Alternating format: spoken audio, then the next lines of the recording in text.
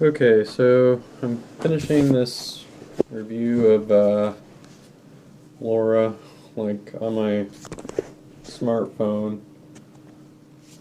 just in just for consistency's sake. Um, so the lighting, the lighting really wasn't anything notable. It didn't really have any strong lighting scenes. I mean, they had some variety, a few like just outdoors shots, but for the most part, it was just really crappy stage lighting. Um, they have some interior nighttime shots, but they're not really good looking. They're just, you can still tell that they're artificially lit and stuff, and it doesn't really feel like an actual dark room does. Um, it just, it's kind of believable, but just not really. It certainly doesn't help the mood along that much. So I'd say it's not terrible, but I'd just say it's just nothing notable. So, but it's really stagey lighting for the most part. So I'm gonna have to say 16% for the lighting. Going back to character dialogue, there are a lot of bad character dialogue moments in this. At the start of the movie, there's this part where he's like, "And I, blabbity blabbity Lindecker," and I'm like, is that name supposed to mean anything? Because you're just. People do this all the time where they will introduce a character with a name and they'll be like, okay, I've given you a name. You should automatically be interested in my character because my character has a name. I'm going under the assumption that you, the reviewers and the audience, believe that this character is going to be somebody who's memorable. So I'm going to give you his name so that you'll be able to come back to that character again and again and again, no matter how tired or unoriginal it was in the first place. So it's like there's a lot of bad character dialogue moments.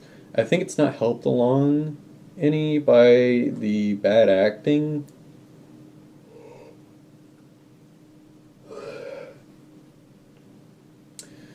But okay, so Lindecker's dialogue, for the most part, I get what kind of character he is, but his dialogue doesn't really make him that much of a unique character. It's like, alright, so he's got that personality that's really acerbic and stuff.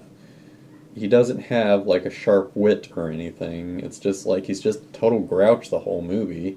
And then he ends up being an obsessed grouch. It's like he's just never at a point where he's like a super interesting character like Norman Bates or, Hannibal Lecter or anything. He's just a really boring killer who happens to be the center of this story.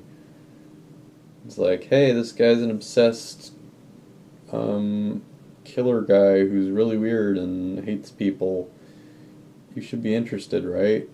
Well, look, just because this might have been one of the earlier movies that brought in a character like that does not mean that. Pandora's Box, the killer in that, Jack the Ripper, he kind of had a little bit of that aspect to him where, he's kind of an interesting serial killer. But Lindecker isn't even a serial killer, he's just obsessed over one individual person and happens to be killing people along the way in order to get to that person. Even the worst Agatha Christie stories are better than this, than Lindecker. He's just boring. The character dialogue is boring. There are some clever moments from Mark, the detective guy. Dialogue-wise. Now, there's some things that he does, like the whole gimmick with the baseball thing. I think that might be interesting in showing that things really haven't changed much from then and now. Like, if you wanted to like that translates pretty easily. Um, the main character has some kind of a tick or a gimmick or some kind of a behavior that he returns to, like whenever he's stressed, or needs something to help him think and remain calm. Um, Other than smoking, like there's plenty of smoking in this movie. There's smoking and drinking like everywhere. Um,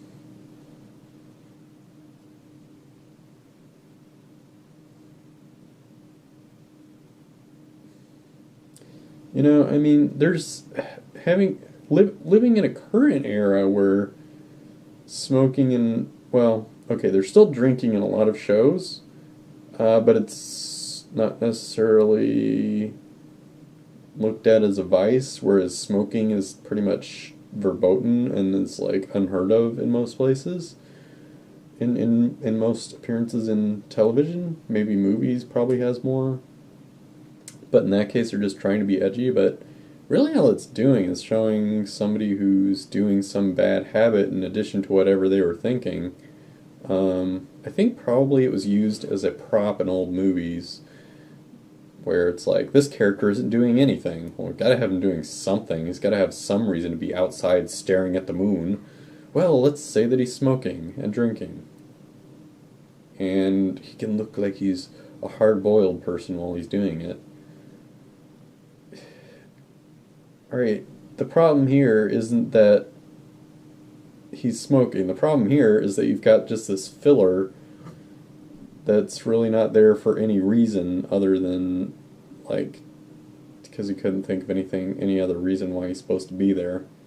It's a really flimsy excuse to begin with, and then they're adding in that, it's supposed to mean something or enhance their character. I mean, really, that filler action could be anything. It's just it happens to be this one thing that people associated prior with edginess.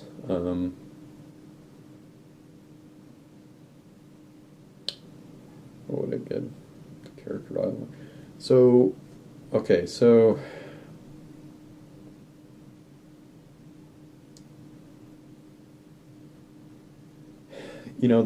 that idle thing with the baseball game that Mark the Detective has, that would translate easy to modern day because people have handheld games now. They have since the mid to late 80s, with the Game & Watch and other VFDs and LCD games. Oops.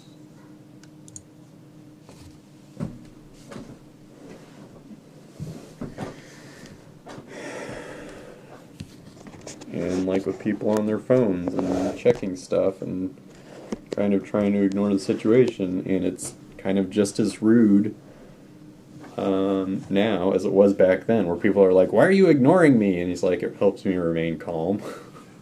"Why are you texting while I'm trying to talk to you? Why are you ignoring me?" "I'm not. I'm listening. I'm just doing this to remain calm." So if you want to rip something from this movie, maybe that would be it. You could even have like somebody like doing a digital app version on their phone, like a little physics-based thing based on, the tilt of the phone and stuff. Like that would be an analog, well, a digital version of the analog version.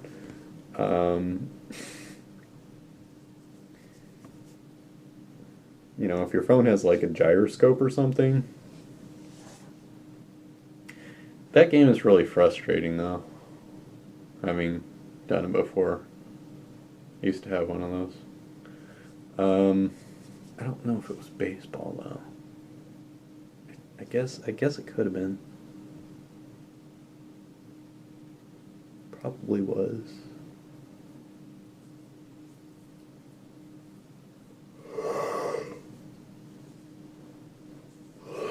Laura's dialogue is mostly boring. She's a bad liar and you can tell it. The dialogue from the one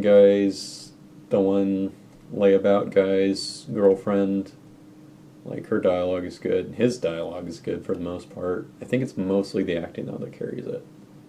Um, I'd probably, have I covered everybody? I mean, he's got a few good responses. Like it's kind of like in Butley, not Butley. Yeah, Butley. How, the writing is pretty much irredeemable aside from, some aspect of the guy is good at figuring things out. I wouldn't say is irredeemable aside from, because I think that part is also irredeemable in Butley. But,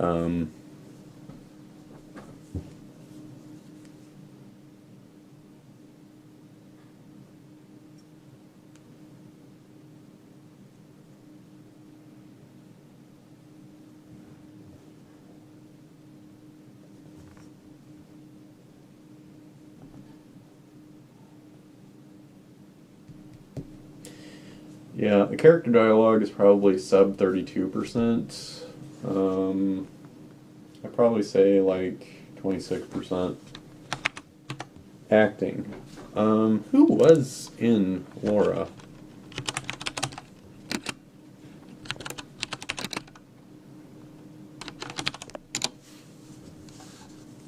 That was Vincent Price.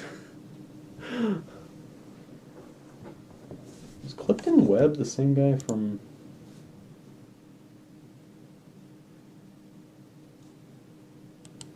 Was he in Topper?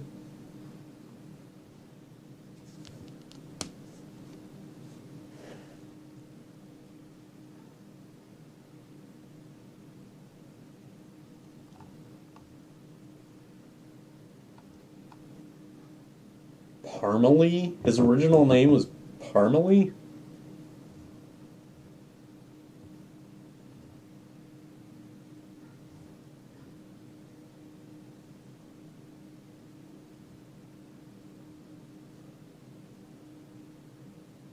It's in a bunch of dramatic movies.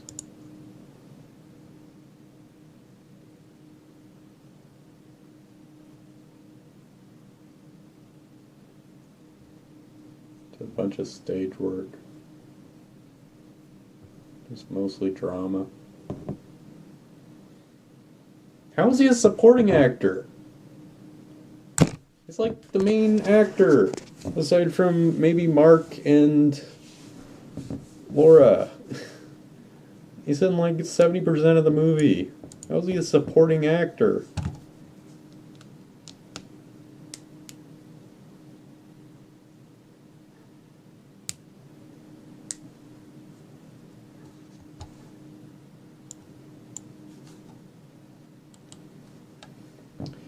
So, yeah, I mean, he struck me as a weird guy in the movie.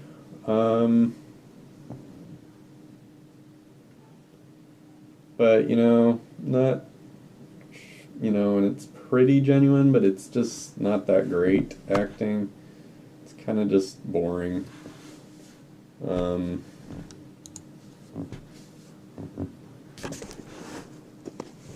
It kind of felt a lot of the times like he was a line reader. Like, even where he was kind of sincere about stuff, it didn't totally feel real.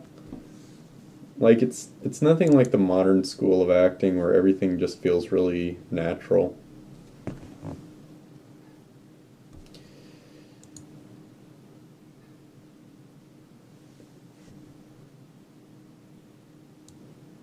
Major stars of the 1940s. How did that happen? He's not that great of an actor.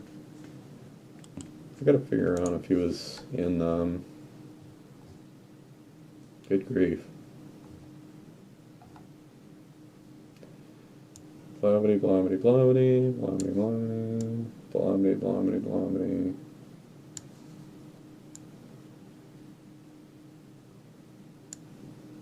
No, he was not in Sunset Boulevard.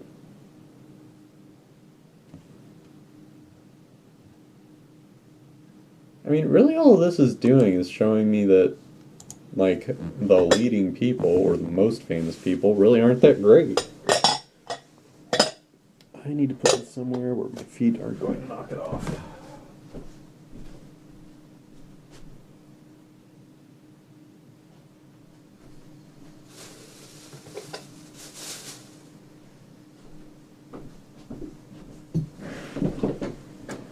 So yeah, he's not that great in the movie. He's kind of okay. I mean, we're talking like maybe 32% territory at the best for guy who plays Mark and the guy who plays Lidecker. Uh, Wait, is she the one who was in I Love Lucy?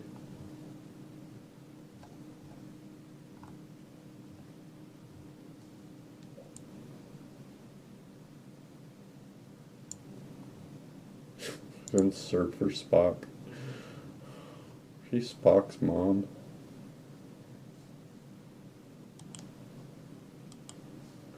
Um,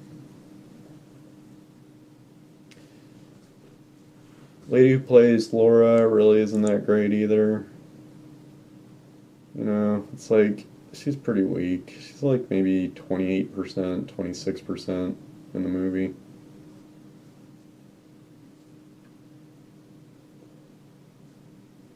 Vincent Price, though, awesome. Awesome work by him. Makes it a very compelling character, very interesting, engaging. Um, you really want to get into who his character is, even though the writing really doesn't support it. He's only 2 inches taller than me. Everybody acts like he's a giant, and he's just not that much taller than I am. And I'm not a giant. I'm 6'2". Did Vincent Barrett Price ever do any acting?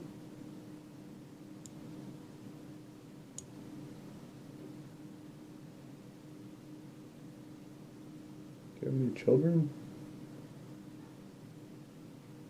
Doesn't look like he had any children.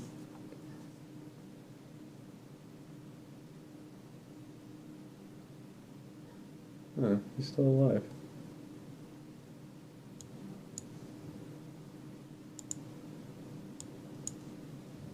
Hmm. Hey, they have 2 sons. Wait, Jody?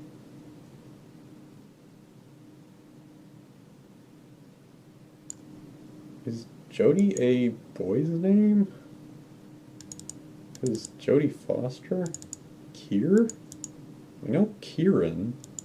Care? Is it?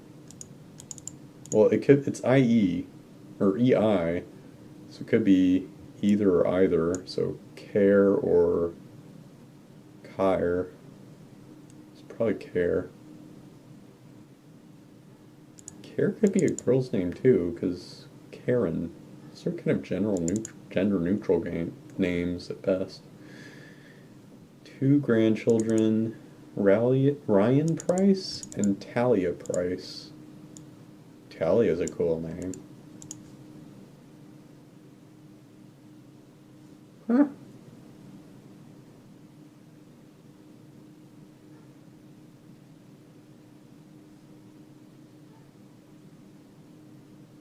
Wonder which one he is.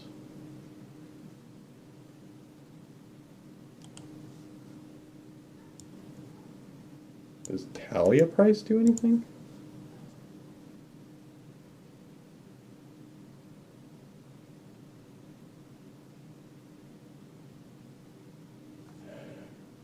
Hmm.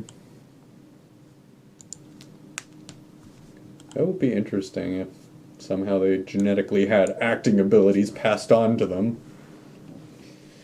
Uh, so Vincent Price is awesome, as usual. I'm saying as usual when really I've only seen one movie where he's, well, two now, uh, but only one other movie that he's been in where I've really liked his acting. Reanimator, awful, awful movie. His acting wasn't even good in that. I don't even think that was him in that movie. I think it was somebody else. Maybe it was Peter Graves, which would be ironic, seeing as it's a movie about dead people. Graves, get it? um,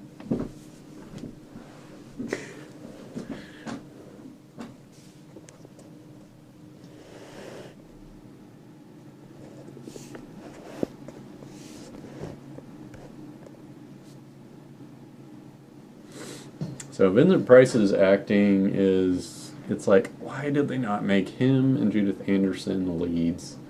Because I'm pretty sure Judith Anderson is the one who plays what's-his-face, girlfriend.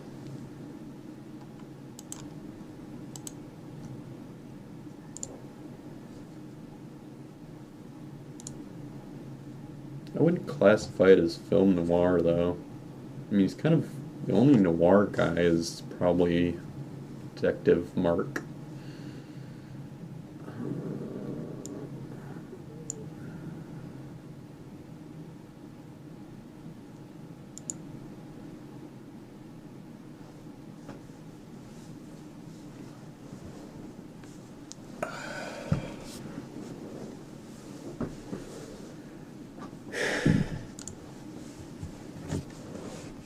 So yeah, both of them are very good, compelling figures. I haven't seen any of Judith Anderson's work, so I don't know if she's just playing the exact same character in every one of her movies. I know that, I mean, Vincent Price is a different character than he was in Song of Bernadette. And he's an interesting character still.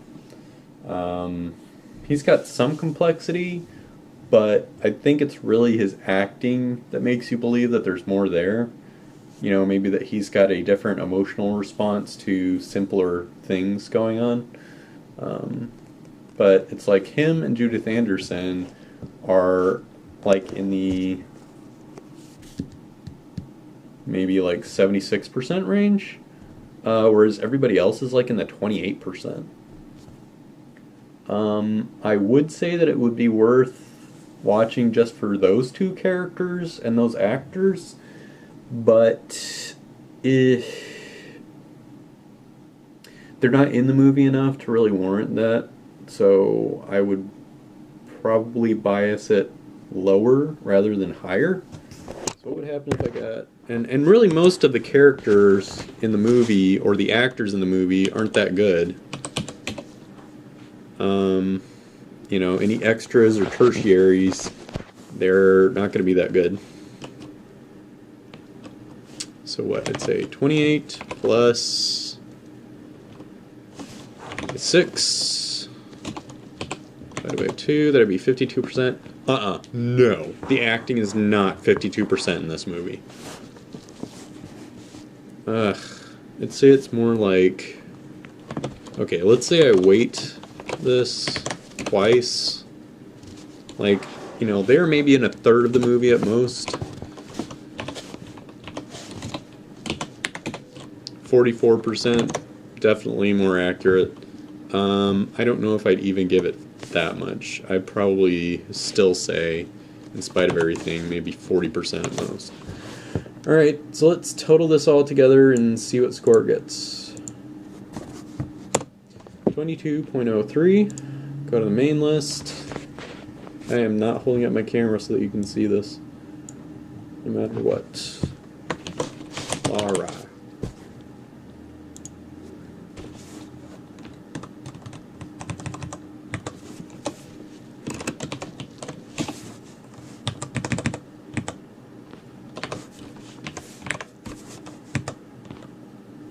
Last watched probably Monday, I think. Maybe it was Tuesday.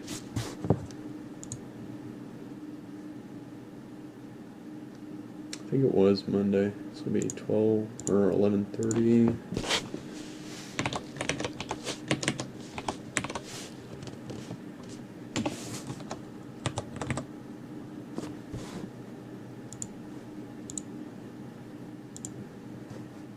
I'm going to sort these. Boy, does this make interesting internet watching. Looking at the ceiling while I'm going through a spreadsheet. This has got to be the most exciting posted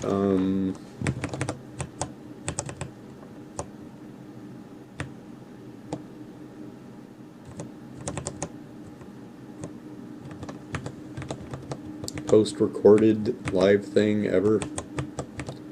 Alright, so is it better than When Comedy Was King? Well, that's not saying much, because pretty much anything is better than When Comedy Was King. Or is better than that? Is it better than Four Clowns? Yeah. Four Feathers? Yeah. Kagemusha. I don't know. It's at least 23.1.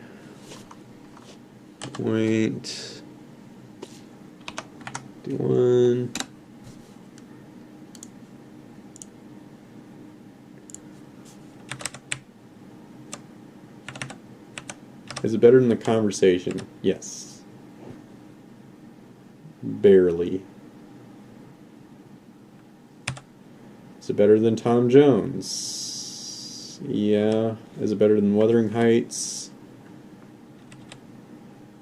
Yeah. Okay, I'm gonna put it just above Golden Age of Comedy and see how I feel about that.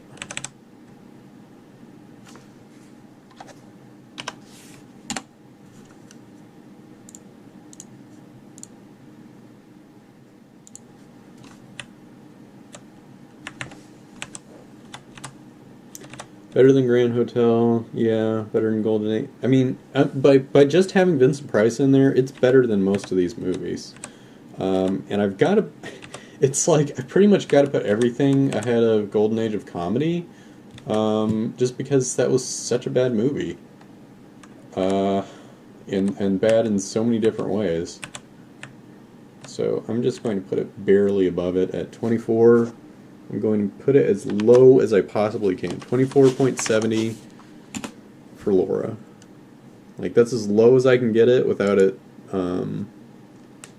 being below Golden Age of Comedy. And I'm pretty confident with Golden Age of Comedy since I spent weeks and weeks and weeks reviewing it. Alright, so this thing is done. I just gotta upload the videos now. Don't watch Laura, please. Unless, if you just want to see it for Vincent Price's acting, go ahead for that. Or for Judith Anderson's 2 minutes of screen time. Go ahead and do that, but otherwise, just skip it. Watch something that's actually a good mystery. Watch any given episode of any modern television drama that's a mystery, and you'll be fine.